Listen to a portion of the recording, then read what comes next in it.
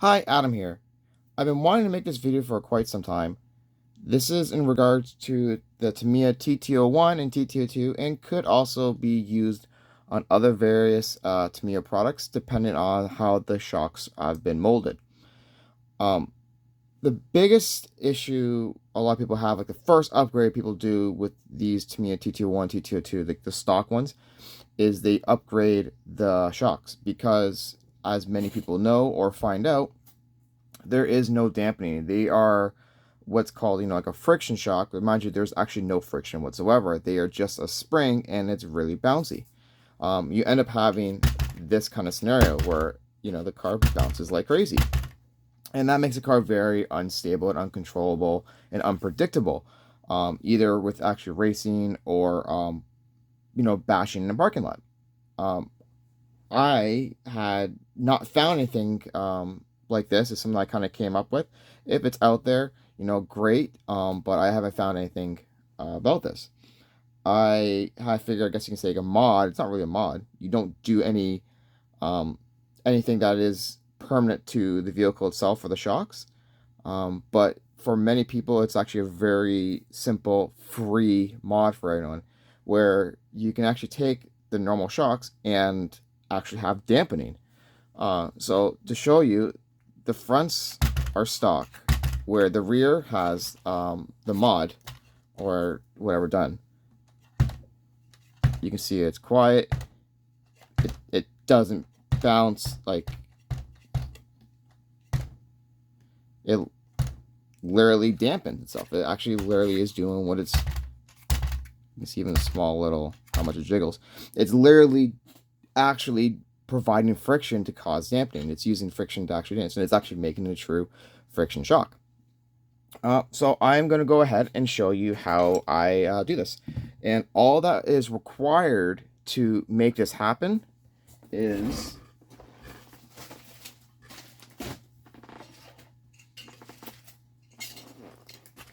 all that's required is a parts tree and some nitro fuel tubing. That's it. So when you're done with your kit, you tend to have these parts trees, and most people, throw them out, and I don't blame you. I do the same thing too. But it got me to looking at it. What can I do to make some friction happening? And I kind of decided eureka moment, and I figured I'd give it a shot. So what's kind of cool in some regards is these parts trees all happen to have different diameters. So you can see that's like a 3.4 there. I got about 3.4 there on this particular tree.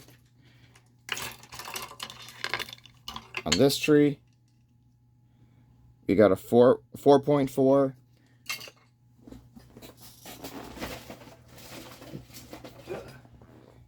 On this little, I think it was for the servo saver, that's 3 millimeters.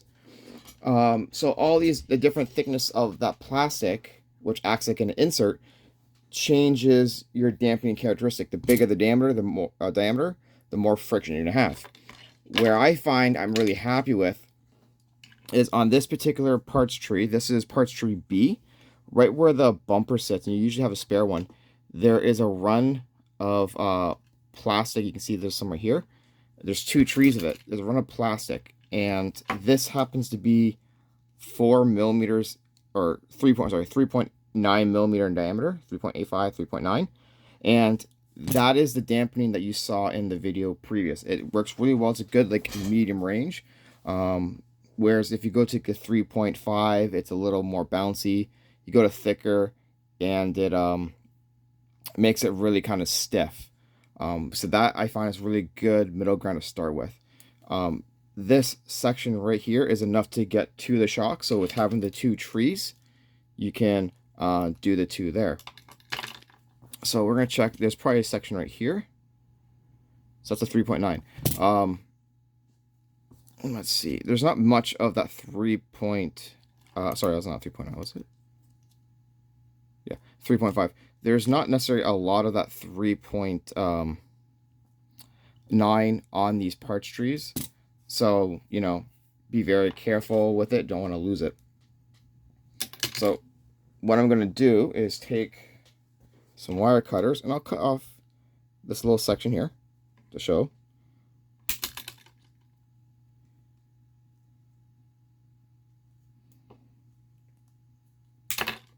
Okay. And again, we'll do it here as well. Just cutting off that usable section. What you're going to want to be careful of is when you cut this stuff, it's very easy for this stuff to go flying. So the nitro fuel tubing that I'm using, what I'm using is Durbro, I believe, and it's the extra large nitro fuel. It's usually the nitro fuel that's used on a common 110 scale nitros. You could use what's large, but the inner diameter is a little small. Where the extra large just makes it a lot easier to fit tubings in there. The wall thickness is about the same, but it's just the inner diameter and the outer diameter. So this one roughly has a 3 mil inner diameter, and it makes it really easy to work with. So what I tend to do, move those two pieces out of the way. So we're going to remove the shocks.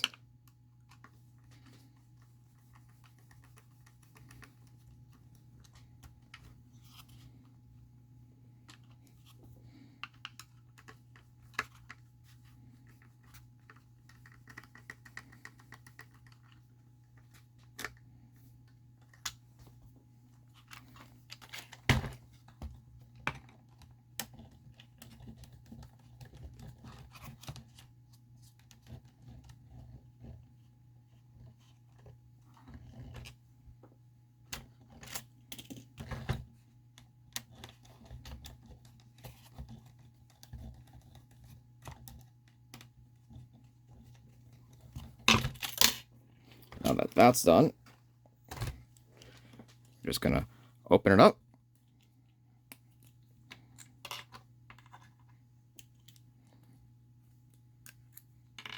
So as you can see, these are the stocks. Nothing's been done to them. So with these particular molded shocks, you can see how it has almost like a C channel in it. And that's what we're going to use to our advantage.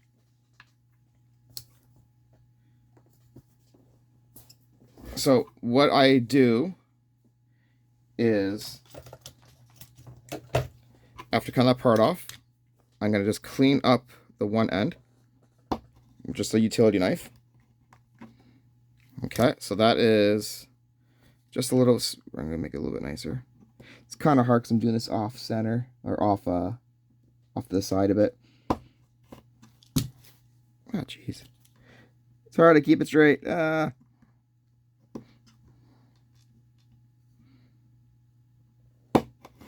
Okay, whatever. Anyways, so you kind of cut the one piece, you trim it down just so you don't have that hard edge, and then I just kind of hold it in place, find where that length needs to be, trim off the excess, and just kind of knock off the edge that the cutter produces. So again, I'm going to do it to the other one, kind of roughly find where the height needs to be, so it's just resting there right now. Grab the pliers, just cut off the excess.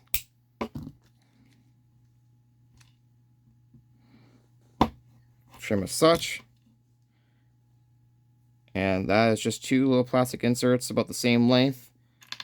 They are the length of those little grooves. So you can see how it just fits in there.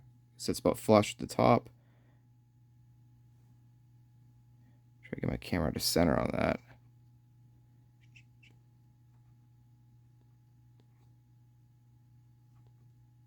Whatever, I give up. But it just sits in flush in there. So now that we have our little inserts, we're going to take our fuel tubing. And if you put some oil on it, it's going to make it a lot easier. But you're just going to push those plastic pieces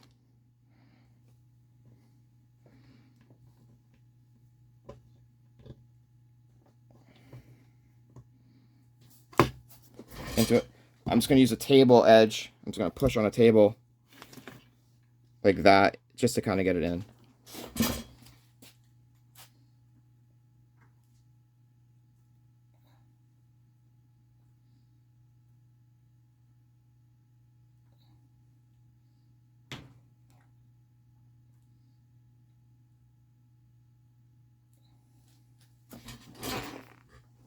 So now you can see that the plastic is inside the tube now.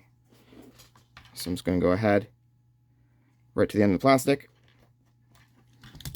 trim it off as such, and I'm going to repeat with the second piece. Again, if you use a little bit of dab of oil, it will make things a lot easier. This car I plan to run on dirt, so I really don't want to have oil sitting around because it can collect dirt and dust. So I'm just trying to push it through.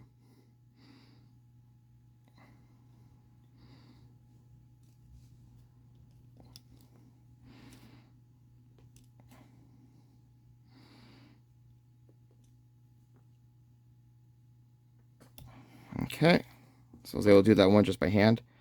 Once again, trim off the tubing. So now I got 2 of those plastic pieces surrounded in the fuel line tubing. So I'm going to take this now. So now you can see how it's a bit, the tubing and with the plastic, or the plastic tubing is a little bit bigger than that area. And he's going to push it in. So there we go. And then this would just get inserted here as such. Now it's going to be a little bit more difficult. I'm just going to have this in there so you can see how it's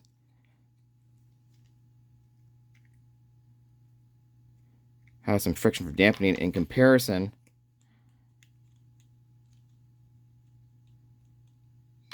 where this obviously now has resistance.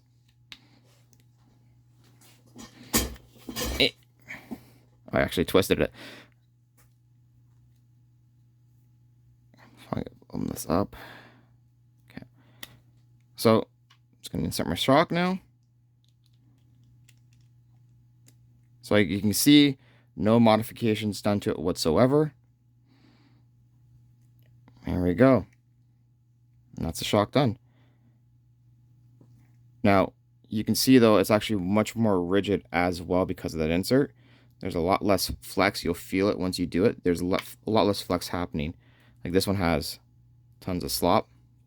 So I'll even show you with that spring on. The amount of slop it has and without that piece in there. So open that up. Press in that little insert that we made.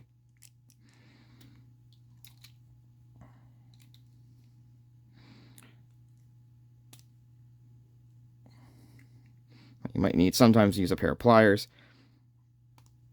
to get that twist to happen. So I'm gonna grab a pair of pliers.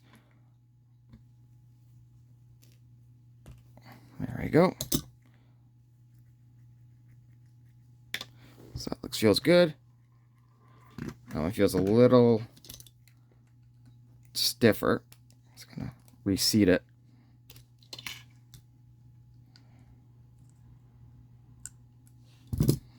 So what happens is that this rubber is pushing up against the plastic casing inside. And you can add like a couple drops of oil and that will smoothen out your action. So if you're running like on road, like something clean surface, put in a dab of oil will make it a lot smoother.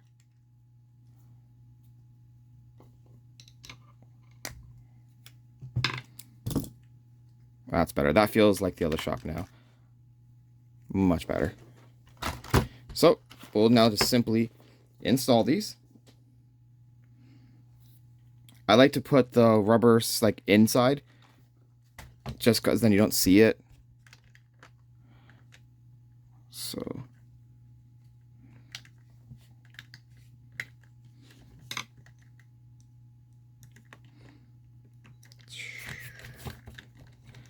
this is very difficult to try to do this around my camera. So please bear with.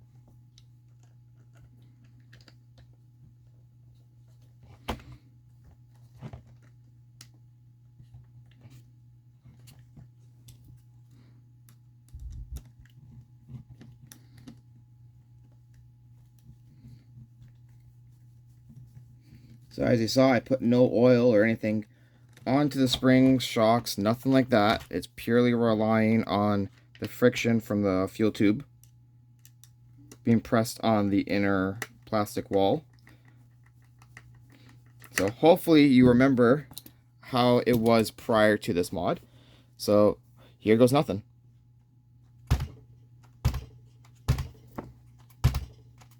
So I would say that's definitely an improvement.